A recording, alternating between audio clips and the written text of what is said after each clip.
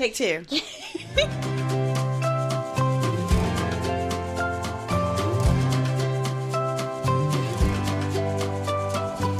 Welcome to the While You Grow podcast with Dr. Courtney Addison and me, Addison Powell, where we will dive into all things pediatrics, occupational therapy, and other important topics around children and development. So, if you are a parent, occupational therapist, student, or just want to learn more about occupational therapy and pediatrics in general, then keep listening.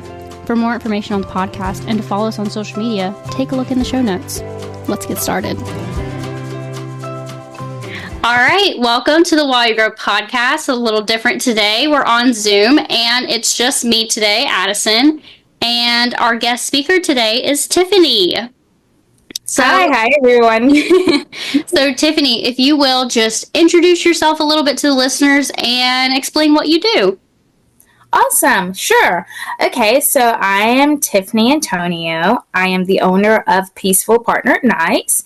And what I do is I partner with families that are going through parenthood. And typically the journey that they're on is usually like they're new parents or they're inexperienced parents or there's parents that have come across issues. And what I do is I try to provide that confidence and that knowledge that they need to not doubt themselves and to know that everything's going to be okay. We're taking it one day at a time. We're not perfect, but we're going to try our best. That's awesome. And so I saw, I think on your Facebook page, it was saying that you were a career nanny and a newborn care specialist. Can you explain what that is specifically? Yes, of course. So a newborn care specialist is an individual who focuses on newborn care. And when we say newborn care, we usually say within the first 3 to 4 months of life. Okay. However, most newborn care specialists, we have broadened that time frame, and we usually focus on within the first year of life, if not further. And what we do is we go in and we educate parents on AAP guidelines for safe sleep, safe eating, what milestones their child should be hitting, and basically anything that we see out of the ordinary, we kind of bring it to their attention. As newborn care specialists, we do not offer medical advice. We leave that up to medical professionals. However, we can't say, hey, we've seen this in the past, and these are examples of XYZ. So maybe bring it up to your pediatrician the next time you see them. Okay. Awesome. Yeah. And the name of your company, right, is Peaceful Partnered Nights. Is that right? Yes. Okay. So how did that come to be? You started the company, correct? Yes. So how did it all come to be? So I chose the name Peaceful Partner Nights is because typically when families hired me when I started off, it was only for nights. And I wanted to find something that was catchy. And a lot of times people have this idea that like, oh, there's going to be someone who comes into my house or who offers virtual care, and they're just going to tell me to do this. Well, yes, to a degree, that's true. However, I wanted families to know, like, this is a partnership. They're not alone in this journey. I'm right there beside them. When they want to lead, by all means, lead. I'll step back. However, on the flip side of it is that when they're unsure, I don't mind leading. So I wanted them to know in my name that this is a partnership, and really we can do it at night. However, a lot of times I do get offered daytime positions as well, where I will do like nap training or parent education, or now I offer first aid, CPR, and AED classes through Red Cross for parents that I can do in the home and teach them those skills without them having to go to a facility or another instructor. They can have that one-on-one experience with me. That's awesome. And so, you're saying that it is a partnership, you and the parents. do you ever have to adapt your style of care to different parenting styles and different family structures? Yes. So basically, there's a lot of different parenting styles out there. 9 times out of 10, the parents that reach out to me have the same parenting style that I have, which is I'm a mom of a 5-year-old, almost 6-year-old. And from the very beginning, my husband and I were like, okay, we want to find the balance of promoting independence while also making sure that she always feels loved. So I partner with families who have that same mindset. Like, yes, they are precious, precious, precious. They're babies. We want to treat them like they're babies. However, we also want to start providing those skills that let them know, like, if you need us, we're there. But at the same time, if you don't need us, we're going to let you blossom into whoever you're going to be. And it's a great, great mindset. And because that's kind of my philosophy, I get an array of different families. And even with the array of different families, we might start off with a family that says, hey, Tiffany, I want to do this. And by the time we get into it, they're like, actually, maybe I didn't want to do that. And that's fine. Like, that's just a part of the journey. I tell people, it's like, you don't have to be like, hey, I always thought it was going to be like this. Well, it's a lot easier to think that it's going to be like that. But when you're in it and doing it, you might realize, actually, I don't like that as much as I thought I would. And we just adapt, and we teach parents to adapt and be okay with adapting. There's going to be a lot of opinions out there, a lot of people that say, no, you need to do this or you need to do that. But I want parents to realize you can decide. I can educate all day long about things of safety and how to be the best parent you can possibly be. But at the end of the day, it is completely up to you what type of parent you're going to be. And that's okay. So I just want to help families find their voice. That's amazing. And, talking about a little bit of, you hear this and that and the other, and you don't know what's reliable. What is maybe one myth about newborn care that you wish you could debunk forever? One myth about newborn care that I wish I could debunk is that sleep training or sleep conditioning is harmful. There is a very negative stigma when someone says, hey, I'm going to start sleep training my child or sleep shaping my child. And everybody's like, oh my God, you're going to let them cry it out? How dare you let them cry it out? They're too little to cry it out. A lot of methods are out there that do not require a lot of crying. But because that's the first thing people think about when they hear sleep shaping, people are scared to say, I need help.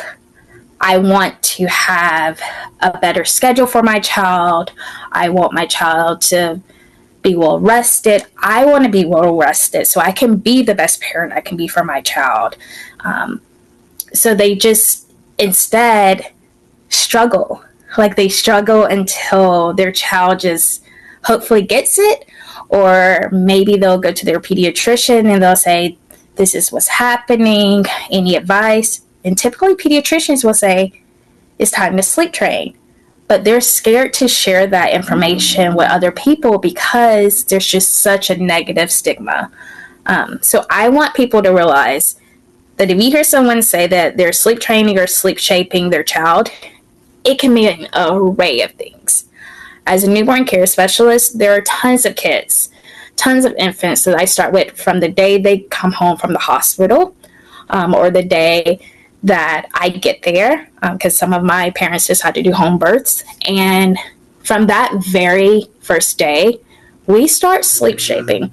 And they're like, okay, so what does that mean? That means we're actually incorporating healthy sleeping habits. So you hear people say about the ABCs of sleep. So alone, back, and crib. So we want to make sure that their child is in a safe sleeping place alone, on their back, and in their crib. We know from many studies that if people follow these simple requests, that your child is safer in their own sleeping environment, and we don't have those accidents of I fell asleep with my child in my hands and they stop breathing or things like that. Like we try our best to keep our children safe, and when we're tired, sometimes we forget about that safety. And that's human. That's just a part of human nature. However, if we can just get back to the basics of being okay with asking for help without feeling judgment, then I think we can really, really set other families and other parents up for success. So if you hear someone say, I'm going to sleep train my child or sleep shake my child, be like, great, that's awesome. I'm glad that you're doing what's best for your family. Instead of being like, don't do that. Let's just try to be less judgmental. Yeah. Way they're open to wanting help and seeking advice. That's amazing.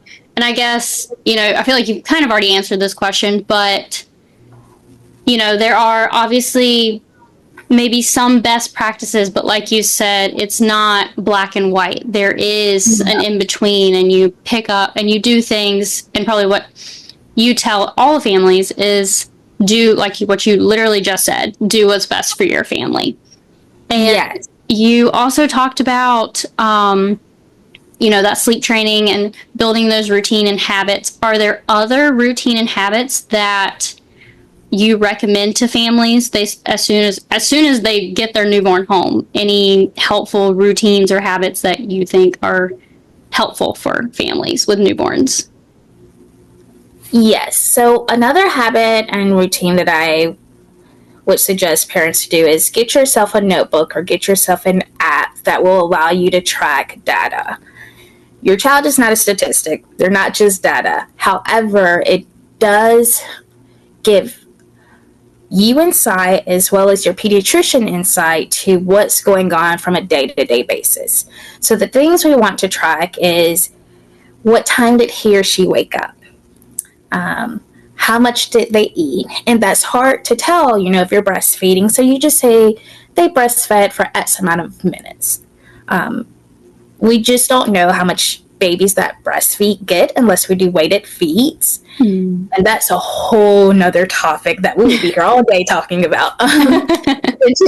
just say like, hey, he or she breastfed for X amount of minutes on the left breast or on the right breast, and that's fine. And then we want to do like how many wet diapers, how many dirty diapers, and what time did those occur. And what you'll realize is that after a while, your child will show you that they are having and starting to make their own patterns. And from those patterns, we can say, hey, we can change this or we can build upon this.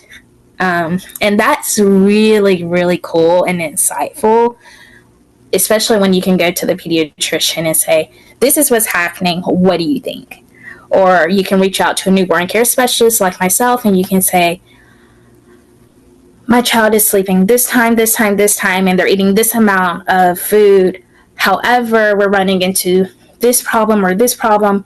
And I could typically look at a log and pinpoint where those changes need to be. Which is why I think if more parents do make logs, it'd be a lot easier. So yes, I would say definitely make a log. Definitely kind of decide what type of parent you want to be. And everything else kind of comes naturally, I feel like. Yeah. That's amazing. And,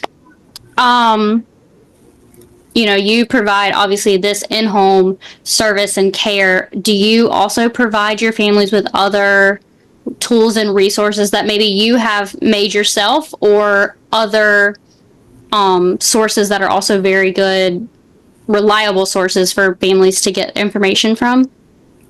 Yes, of course. So I provide information to my families myself. A lot of the families I work with, I set them up for the first year of life. I want them to know what to do if they see sleep regressions. I want them to know what milestones they should be looking for. And I want to teach them when to worry and when to say, hey, okay, my child is a little behind, but they're going to get there. And the flip side of that is, because I've been doing this so long, I've also built a great network of men and women that have their own specialties that I get to refer out if I run into those things and I'm like, sorry, outside of my field of expertise. However, I do have someone that can help you. Yeah. So I believe that craniosacral therapists, speech therapists, occupational therapists, even just doing like prenatal yoga, chiropractic work, like there's tons of different resources that I can provide for parents if they need it. That's awesome.